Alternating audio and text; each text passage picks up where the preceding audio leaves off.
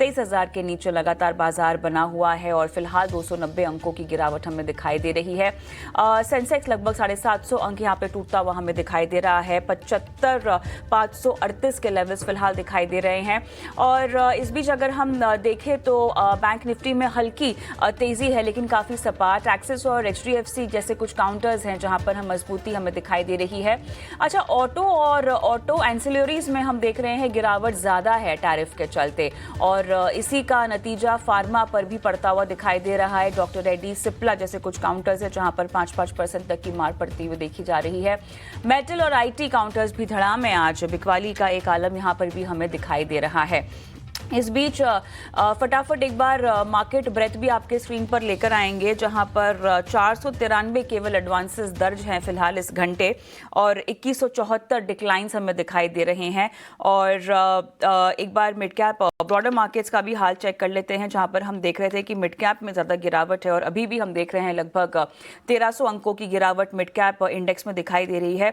Small cap भी गिरा हुआ है लेकिन यहाँ पर मिड कैप के मुकाबले थोड़ी सी कम 530 अंकों की गिरावट के साथ स्मॉल कैप इंडेक्स में हम देख रहे हैं फिलहाल कारोबार हो रहा है। तो मिड कैप्स में ज़्यादा पिटाई आज के सत्र में। और बाकी जो बाजार को ट्रैक कर रहे हैं, जो इस वक्त के इस घंटे के जो लूजर्स हैं निफ्टी के, वो स्क्रीन पर लेकर आएंगे। हिंडाल्को लगभग 0.7% टूटता हुआ, ONGC 6.5%, टाटा स्टील 6.5%, हीरो मोटो लगभग 0.6%, सिप्ला 5.5%, LNT हम देख रहे हैं 4.5% गिरा हुआ है।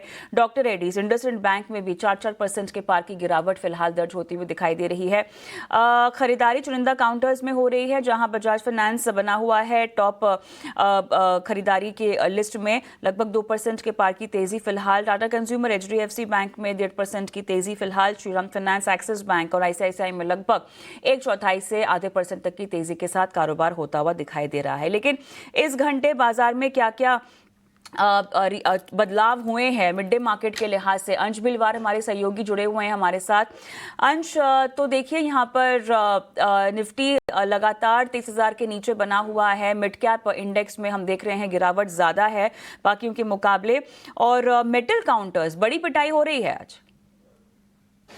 बिल्कुल, निफ्टी से शुरुआत करेंगे तो यहाँ पे निफ्टी 23,000 के नीचे यहाँ पे घूमता हुआ नजर आ रहा है। जब तक इसके ऊपर नहीं जाता है काफ़ी यहाँ पे स्ट्रॉन्ग बेरिश सेंटिमेंट बरकरार होता हुआ नजर आ रहा है। अगर हम सेक्टर स्पेसिफिक बात करें तो हाँ, मेटल इंडेक्स सबसे ज़्यादा यहाँ पे बिकवाली होती हुई नजर आ रही है। इसकी पूरी चमक यहाँ पे गायब होती हुई दिख रही है। इंडेक्स देखें तो 5% से ज़्यादा टूट चुका है। आज की जो बिकवाली है मेटल इंडेक्स से, ये अगर कंपेयर करें तो सीधे कोविड टाइम पर देखी गई तो उसके बाद सीधे अब देखी जा रही है। तो काफ़ी इवेंटफुल डे यहाँ पे रहा है स्पेशली मेटल इंडेक्स के लिए। स्टॉक्स देखें तो यहाँ पे हमें वेदांता, वेल्सपन कॉर्पोरेशन, हिंदुस्तान कॉपर जैसे स्टॉक नजर आ रहे हैं। सब में ही 7% से ज्यादा की बिकवाली होती हुई नजर आ रही है। साथ ही साथ इसके कॉन्स्टिट्यूएंट के जितने भी स्टॉक्स है वो सब ही लाल निशान में गिरते हुए नजर आ रहे हैं।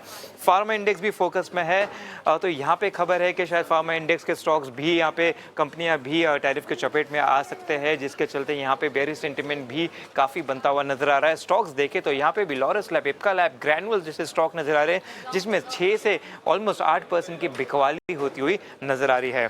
स्टॉक स्पेसिफिक बात करें तो भारी वॉल्यूम वाले शेयर्स देख लेते हैं और भारी वॉल्यूम वाले शेयर की अगर लिस्ट लेके आए यहाँ पे तो यहाँ पे हमें ONGC, टाटा मोटर्स और टाटा स्टील जैसे स्टॉक नजर आ रहे हैं जिनमें सब में ही लगभग 6% की बिकवाली हो रही है, वो भी भारी वॉल्यूम के साथ। तो यहाँ पे इन्वेस्टर्स का काफी बेरिश सेंटिमेंट, कॉन्फिडेंस पूरा लूज होता हुआ नजर आ रहा है। तो इन तमाम स्टॉक्स पर नजर रखें। ऑलराइट, शुक्रिया अंश। और चलिए बाजार की चाल पर विस्तार से और बातचीत करते हैं। रिलीजिया ब्रोकिंग से अजीत मिश्रा मेरे साथ जुड़े हुए हैं। अजीत, हाय आफ्टरनून, स्वागत है आपका कॉर्पोरेट कनेक्शन में। हफ्ते का आखिरी कारोबारी दिन और बिल्कुल भी बाजार में किसी भी तरह का रिलीफ आता हुआ नहीं दिखाई दे रहा है। इनफैक्ट गिरावट गहराती हुई दिखाई दे रही है। फार्मा, IT, मेटल काउंटर्स हम देख रहे हैं गिरे हुए हैं। अब लेवल्स के लिहाज से मैं चाहती हूँ कि आपके नज़रिए में आज की क्लोजिंग के लिहाज से क्या अहम होगा लेवल? शुक्रिया कविता। तो बिल्कुल देखिए कविता, जैसे कि लास्ट वीक हम देख रहे थे कि कंसोलिडेशन का टोन था। इस वीक उस कंसोलिडेशन को एंड कर दिया हमने विद ब्रेक डाउन, जो कि एक रेंज हमने पकड़ी हुई थी मार्केट में करीब 400 पॉइंट की, 23,400 23,800 की। तो उसके साथ साथ आज तक मींस जो सुबह हमने किया 23,100 जो कि 20 EMA था मार्केट का, निफ्टी का, उसको ब्रेक करने के बाद इसमें और जो करेक्शन या फिर कंसोलिडेशन कही है कि थोड़ा-सा और धक्का लगा कि जो लग रहा था कि अभी तक शायद टाइम वाइज़ ज़्यादा रहेगी, प्राइस वाइज़ शायद कम, वहाँ पे थोड़ा-सा डेंट पड़ा है। अब लग रहा है करीब 22,800 के लेवल्स निफ्टी में आपको शायद जल्दी ही देखने को मिल जाएँगे। वहाँ पे आपको रिव्यू करना पड़ेगा कि किस तरह की सिचुएशन पैन आउट होती है। तो एज़ अ ट्रेडर जिनके पास खासतौर से लॉन्ग पोजीशन है, रिकमेंडेड यही है कि वीकली जो 23,000 की जो पुट है, उसको आप अपने कैरी ज़रूर करें, कंसिडरिंग जिस तरीके से मार्केट क्लोज़ हो रहा है और अभी ट्रेड हो रहा है। और साथ ही साथ एग्रेसिव पोजीशनिंग अभी ना बनाएँ, एक्सेप्ट बैंकिंग, फाइनेंशियल जो कि स्पेस है, जहाँ पे कि स्टेबिलिटी दिख रही है। इनफैक्ट मैं कहूँगा कि उसकी स्ट्रेंथ ने काफ़ी हद तक डैमेज को कैप कर रखा है। तो अगर वो नहीं होता तो फिर सिचुएशन थोड़ी-सी और खराब होती। तो एग्रेसिव पोजीशनिंग अभी अवॉइड करनी चाहिए। जो बायस है वो पॉजिटिव साइड पे केवल बैंकिंग फाइनेंशियल्स में है अभी, बाकी सबको अभी अवॉइड करना है। चलिए, थोड़ा-सा यहाँ पर आपको धीरज रखना होगा और थोड़ा-सा कॉशियस अप्रोच फ़िलहाल अपनाने की सलाह दी जा रही है। अजीत, आपसे और भी सवालात होंगे, लेकिन इस बीच थोड़ा-सा फ़ार्मा पर हमें बातचीत करनी है और हमारे सहयोगी वरुण दुबे भी हमारे साथ जुड़े हुए हैं। तो वरुण, अब सवाल यहाँ पर ये उठता है जो आपसे पूछना चाह रहे हैं हम, क्या फ़ार्मा शेयरों में फ़ियर अब बढ़ने वाला है? अब जैसे ही खबर आई है कि ट्रंप फ़ार्मा पर भी टैरिफ लगा सकते हैं, उसी के चलते ज़ोरदार पिटाई का एक माहौल तमाम काउंटर्स में दिखाई दे रहा है। फार्मा काउंटर्स आपके स्क्रीन पर भी हम फ्लैश करेंगे, लेकिन वरुण, अब जो आपकी रिसर्च रिपोर्ट है उसमें बताइएगा किस तरह से आपने मुख्य बिंदु बनाए हैं जहां पर ट्रंप का ये फैसला कि फार्मा सेक्टर पर भी हम गाज गिरा सकते हैं टैरिफ की, रिसर्च में आपके क्या कुछ निकल के आ रहा है? देखिए, जिस दिन पूरे टैरिफ की बात की गई थी, उस दिन एक बात की गई थी यूएस की तरफ से कि फार्मा, ऑयल एंड गैस, ये कुछ ऐसे सेक्टर्स हैं जिन पे टैरिफ नहीं लगाया जाएगा। लेकिन उसके बाद अगर आप देखेंगे तो जर्नलिस्ट के सवाल पे डोनाल्ड ट्रंप ने कहा कि हाँ, हम फार्मा में भी चर्चा कर रहे हैं टैरिफ लगाने की, और आपने नहीं देखा होगा इस तरह का टैरिफ जो है वो हम फार्मा पे लगाने वाले हैं। और ये बयान जो है वो उनका काफ़ी खतरनाक है, क्योंकि इससे एक बात का पता चलता है कि बहुत बड़ा टैरिफ जो है वो शायद फार्मा सेक्टर पे आ सकता है, जिसके बारे में किसी ने सोचा नहीं था। अब कितना महत्वपूर्ण है ये फार्मा सेक्टर यूएस के हिसाब से और इंडिया के हिसाब से, आप ये समझिएगा। अगर आप यूएस को देखेंगे तो उनका फार्मा में काफ़ी हद तक ट्रेड डेफिसिट है। हालांकि सबसे बड़ा डेफिसिट इनका इंडोनेशिया के साथ है, करीब $46 बिलियन के आसपास का, लेकिन भारत के साथ भी करीब $12 बिलियन के आसपास का इनका डेफिसिट है। और लगातार डेफिसिट जो है वो भारत के साथ इनका बढ़ता ही जा रहा है पिछले कुछ सालों में। अगर आप देखेंगे तो जो इनके प्रिस्क्रिप्शन ड्रग्स होते हैं उसमें जो करीब 90% है वो तो जेनरिक ड्रग होते हैं, उसमें से भी 60% जो है वो भारतीय कंपनियां जो है वो यूएस में सप्लाई करती है। ये सबसे बड़ी बात है। और भारत जो है करीब 10% के आसपास का टैरिफ लगाता है, और यूएस से जो यहाँ एक्सपोर्ट होता है उस पर तो कोई टैरिफ लगता नहीं है। और ये सबसे बड़ी दिक्कत की बात है, जिसकी वजह से डोनाल्ड ट्रंप कह रहे हैं कि हम फार्मा पे भी टैरिफ लगाएंगे। लेकिन आप एक बात देखिएगा कि यूएस में जो दवाएं मैन्युफैक्चर होती है और भारत में, अगर यही जेनरिक दवाई की मैं बात करूं, तो यूएस में अगर ये मैन्युफैक्चर होगी तो इनके दाम जो है वो 8 से 9 गुना ज़्यादा होंगे जो कि भारत से मैन्युफैक्चर हो रही है। तो ये कितना वायबल है टैरिफ लगाना और यूएस में मैन्युफैक्चरिंग करना, ये तो वक्त ही बताएगा। लेकिन हाँ, अगर ये होता है तो उनका इन्फ्लेशन जो है वो बढ़ जाएगा। हालांकि जिन कंपनियों पर इसका असर होगा उसमें आप दिखेगा खासकर फॉर्मुलेशन और बायोलॉजिक्स की कंपनियां हैं, क्योंकि भारत से जो एक्सपोर्ट होता है उसमें सबसे ज़्यादा यही प्रोडक्ट्स एक्सपोर्ट होते हैं।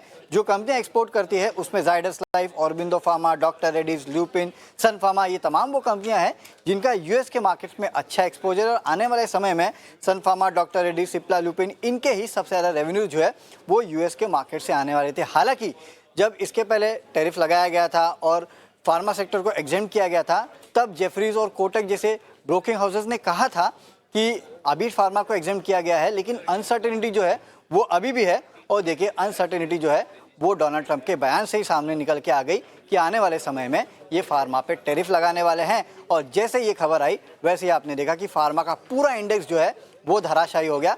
अच्छी खासी गिरावट जो है वहाँ आई, क्योंकि हमारे मार्केट्स या फिर हमारी कंपनियाँ जो है यूएस में अच्छा खासा एक्सपोर्ट करती है। एब्सोल्युटली वरुण, शुक्रिया इस पूरे एनालिसिस के लिए। अजीत के साथ अब मैं जुड़ना चाहती हूँ। तो अजीत, अब बताइएगा क्या हाल और क्या रणनीति फिलहाल दूर रहने में ही समझदारी होगी, बिकॉज बहुत ज़्यादा अनिश्चितता है, बहुत अनसर्टिनिटी है।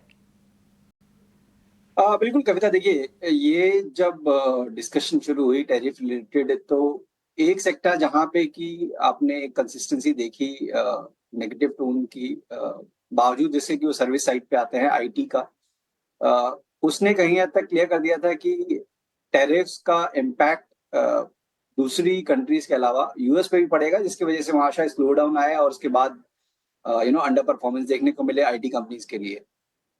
अब धीरे-धीरे जैसे कि चीज़ें अनफोल्ड हो रही हैं, फार्मा को लेकर आज जैसे नए बयान आए, डेफ़िनेटली एक कंसर्न ज़रूर रहेगा। और जैसे वोलेटिलिटी काफ़ी ज़्यादा हद तक बढ़ी हुई है फार्मा काउंटर्स में।